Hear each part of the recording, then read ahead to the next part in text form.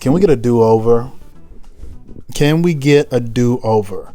I'm Lam. This is Lam Levity, and this is just a quick recap on the tribute to the late Tina Turner at the BET Awards, 2023 BET Awards. Typically, the go-to for tributes is Fantasia, right? Fantasia's amazing at it. I mean, she can do everybody. She sings so she's able to embody the artist or the person being honored, and she can sing her head off. Unfortunately, for some reason, not sure why, she wasn't asked to do it, or maybe she was, we don't know, but Patti Labelle was asked. She's, according to her, on her interview with Michael Strahan, she said she was asked to do the tribute. I say that's a negative. That's a ball drop for BET. I'm not even going to talk about all the other production ball drops throughout the show. That's going to be on another video. But that right there, that decision is a ball drop. Hopefully those types of decisions change once it has new ownership. Right now we don't know who it's owned by. We do know who it's owned by, but it's not Tyler Perry. It's not 50. It's not Byron Allen. It's not any of these other folks that are trying to get hold of it. Diddy. It's not any of these black success folks, business folks that we know. It's a big corporation that's managing now, and the decision, I wonder who made that decision. I think I know the guy that made it, the guy that was in the audience bouncing around and carrying on. Black dude, but they should not have asked Patti LaBelle to do a tribute to someone that there's been allegations and rumor that they didn't necessarily care for one another. That's the rumor. I don't know how true it is. So why would you have Patti do that? Patti, I don't even think of Patti. And mind you, I'm one of the biggest Patti LaBelle fans. Love Patti LaBelle, her songs, her singing her songs. But I don't see Patti LaBelle singing anybody else's songs. I don't, particularly not Tina Turner's. And she elected to sing what's it, Call Me When You Need Me, My Heart's on Fire? Simply the best. Simply the best. Better than all the rest. Better than anyone. And Patti does not know the words. So my question is, why elect or choose to sing a song that you don't know the words to, that you need a teleprompter to sing? I can understand knowing most of the words, but it don't seem like she knew it at all, other than maybe the chorus. And then the way she sang it anyway was just off at the end of notes. And this is Patti LaBelle. I'm like, this is not the way in which the song's supposed to sound.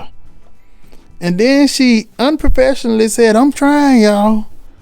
I can't see the words that I don't know, is what she said. That's quite embarrassing. And I hate that this kind of crap happens at supposedly our shows. And when I say ours, because in the name it says that's black entertainment. Even though it's owned by the whites, it has black in the title. And I hate that our production value can't be up to par with the big silent. There was a big old silent point where nothing happened. Like, I'm like, what's going on? We didn't know what was going on for a second. And then Kid Capri finally came out. That happened. Embarrassing. There was a moment where what's his name? Buster was talking about his chilling. He's talking about his kids. And the first time they took a minute to put the camera on his son, and then he was talking about all the rest of the children, and there was no cutaway to the children in the audience as he was talking about them for an extended period of time. Come on, production folks. Come on, control room. Why can't we get our crap together? I'm confused by this. I'm confused by it. Back to Patti, who did probably the worst tribute in history, in my opinion. Tina Turner is sashaying and walking backwards and dancing in her grave, and not the happy dance. Turning over. Let's just say she's turning over in her grave at the notion that Patti's doing it, and at the notion that Patti don't know the words, and at the notion that obviously the teleprompter was too far back for her to see at 79 something years old. Embarrassing.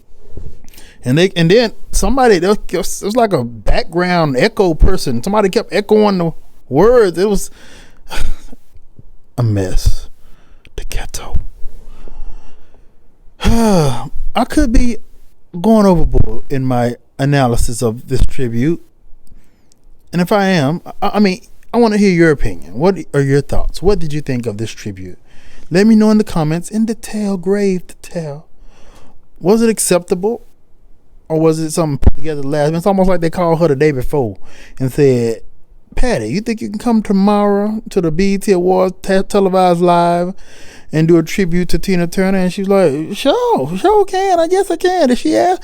Is that what she wanted? I don't know. We ain't really see eye to eye. But because she told me one time that that when I tried to hug her, that no, darling, you moist, because she was sweating because she just off stage. That happened. She said, so, but, and what you want me to sing? What's Love Got to Do With It? That everybody knows the words to? No, we don't want you to sing What's Love Got to Do With It. Nut Bush, Tennessee? Nope, we don't want to sing Nut Bush. When I was a little girl, I had a rag doll. Nope, we don't want you to sing that song from Phil Spector produced on. Nope, we want you to sing Call Me When You Need Me, My Heart's on Fire. Simply the Best. Do you know the words of Simply the Best, Patti? And now, all right, don't worry about it. We'll put the teleprompter. And we're not going to practice the day of or the day before. We're not even going to have a sound check. You're a professional. You've been doing this for 50 years. Just get on out there and tie this song up. And guess what? It didn't happen. Fell flat on her face. It was horrible. The worst embarrassing tribute I've ever seen. Ever seen. How many? It could have got so many. This reminds me, I love Leandria Johnson. Just hear me, I love her. She can sing her head off. One of the top singers in my vocals ever in my mind, in my opinion. She did the same thing with her good friend Fantasia song. Same thing. Couldn't think of the words didn't know the words to Fantasia song. And we can't use the fact that she's a gospel singer because we know Leandria gets around. She's somewhat of the world to some degree. She ain't that churchy, so I'm surprised she don't know her friend's song, and she bombed. But let's go back to Patti and Tina one last time before we get out of here. They could have got Shaka Khan to do it.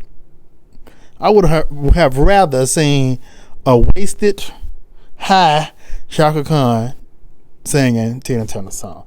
At least she's somewhat funk, close to rock and roll as she can be anyway. You know, Patti. Okay, I mean, Patti used to be funk. Didn't she back when she was the Bluebells or what were they called? Or Bluebell, whatever. All right, I'm done. I'm Lamb. Let me know what y'all think in the comments. Like, subscribe, show a little love. Peace out.